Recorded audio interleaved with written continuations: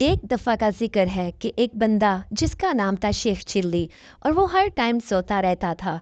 उसकी बीवी उससे बहुत तंग थी। एक दिन उसकी बीवी ने उसको बोला कि तुम जाओ और बादशाह सलामत के पास कोई काम तलाश करो। वो बंदा जब भी उस बादशाह सलामत के पास जाता तो रास्ते में एक दरख्त के नीचे वो सो जाया करता था। इसी तरह करते करते आखिर एक दिन चला गया, 2 दिन गुजर गए।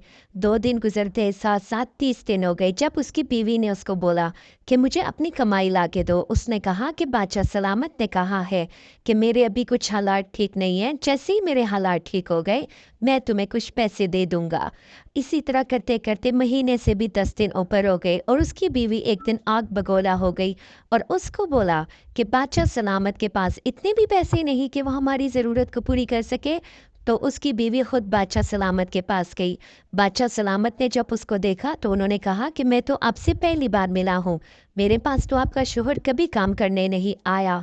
वो औरत बहुत परेशान हुई, मगर बादशाह ने फिर भी उसकी हमदर्दी में आकर उसको कुछ खाने पीने की चीज़ें दे दी और कुछ पैसे दे दिए। वो औरत जब घर आई तो बहुत आग बगोला हुई और अपने शोहर को बहुत मारा और उसको बोला कि अब से तुम रोज़ जाओगे और बादशाह के पास काम करके आओगे। वो बंदा एक दिन बैठा दरिया के किनारे सोच रहा था कि आखिर मैं अपनी बीवी से कैसे जान छुड़ाऊं। इतने में वो एक मंसूबा बना ही रहा था कि पानी में से एक सांप बाहर निकल आया। उसके दिमाग में एक तरतीब सोची। उसने सोचा कि मैं सांप को अपने साथ एक थैली में बंद करके अपने घर ले जाता हूँ और अपनी बीवी को कहूँगा कि ये बादशाह ने मुझे कमाई दी है आज की। और जैसे ही मेरी बीवी इस सांप की थैली को खोलेगी तो वो ये सांप उसको डस लेगा और मेरी बीवी मर जाएगी और मैं फिर से अपनी नींद पूरी किया करूँगा। उस बंदे ने सांप को एक पोटली के अंदर बंद किया और अपने घर की तरफ चल पड़ा। रास्ते में चलते चलते वे खूबसूरत बाजार से गुजर रहा था। इतने में जब उसका घर करीब आया तो उसने बीवी के आगे वो पोटली रखी और उसको बोला कि मैं तो कमरे में सोने जा रहा हूँ, तुम मेरे सो जाने के बाद इस पोटली को खोलना। उसकी बीवी ने उसकी बात पे अमल किया और कहा कि ठीक है, तुम सो जाओ और मैं पोटली खोलती हूँ। वो बंदा जाके सो गया और दरवाज़ा बंद कर दिया। उसकी बीवी ने जैसे ही पोटली को खोला तो उसके अंदर से खूबसूरत किस्म का हीरा बाहर निकला। वो औरत बादशाह के महल की तरफ दौड़ी और वो हीरा बादशाह को जाके उनकी पेशे नज़र किया और उनको कहा कि मुझे इस हीरे की कीमत अदा कर दीजिए।